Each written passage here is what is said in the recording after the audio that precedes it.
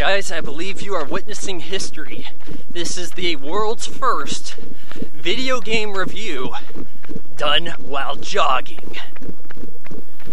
With a fly in my face.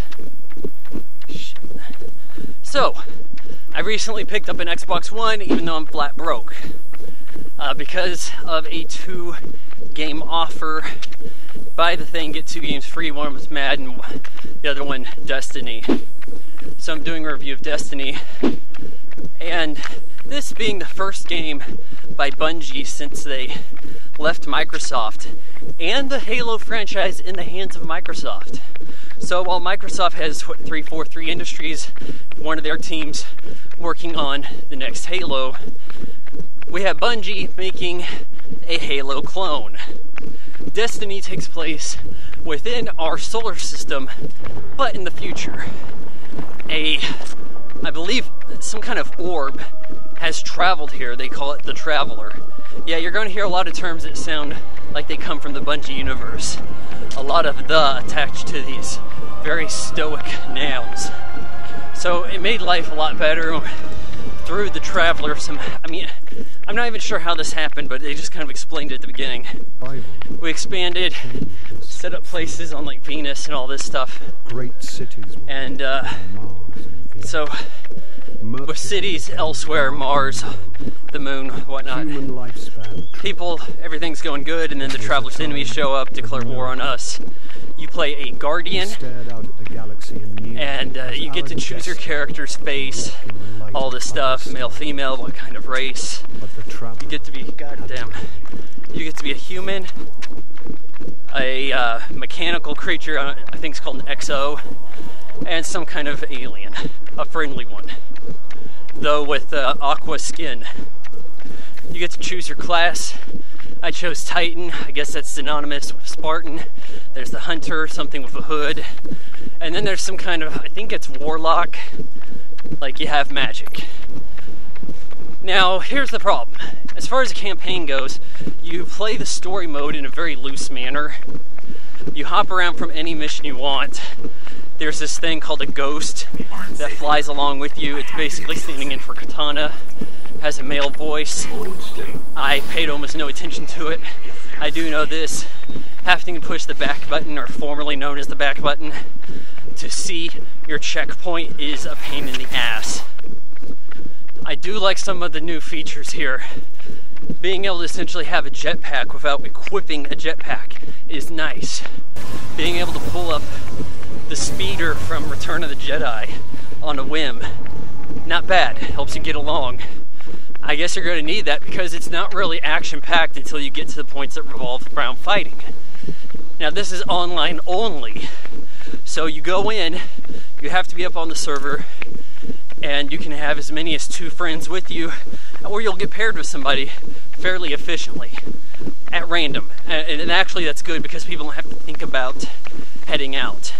They just jump in, and most people are willing to play with you, though you find a lot of them don't have mics because there's no talking in the hub world called the Tower. Yeah, you actually have to be in a party to talk with anybody. I believe they're revisiting this with an update. You head down to the planet, do some missions. I like how there are actually boss fights, and there's even a playlist that sets you up in the missions that have boss fights. Is it a rich story? No, and this is coming from somebody who thinks that Halo 2 is the greatest game ever made, and it didn't have a rich story, but at least it kind of split the narrative up in an interesting manner, because you got to play as somebody other than Master Chief, and a lot of people didn't like that, but hey, I thought it was fairly exciting and unexpected.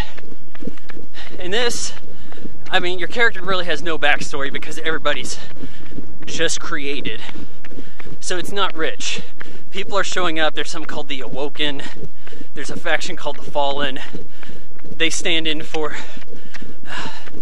oh man, what are those little buggers from Halo that can't shoot at you? Those guys. Yeah, I mean, like, there's a lot of things here that just scream Halo ripoff, but from the team that brought you Halo.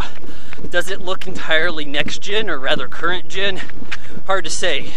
I think in some ways it's scaled back. Faces don't look so great. It's a little cartoony right there.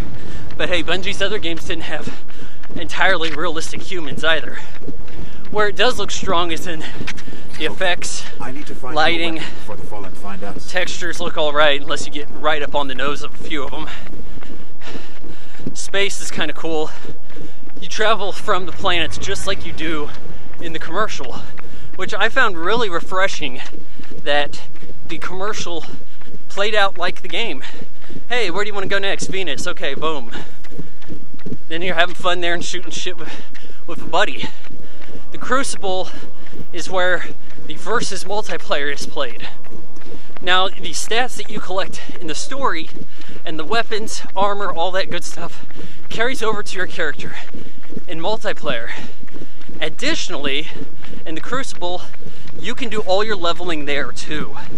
Though later on you're going to have to do other missions to level past 20. That's a whole nother story. So, I do like how you can work a character and stick with them, really not being penalized like, oh, well, I'm not strong enough, I can't go into multiplayer. Well, yeah, early on, it's going to be a problem, because if you don't have a heavy weapon, you're screwed. But it's not like you need the best sniper rifle. Everybody's sniper rifle is going to be the same. You are going to need a few of your skills leveled up here and there. Just stay competitive.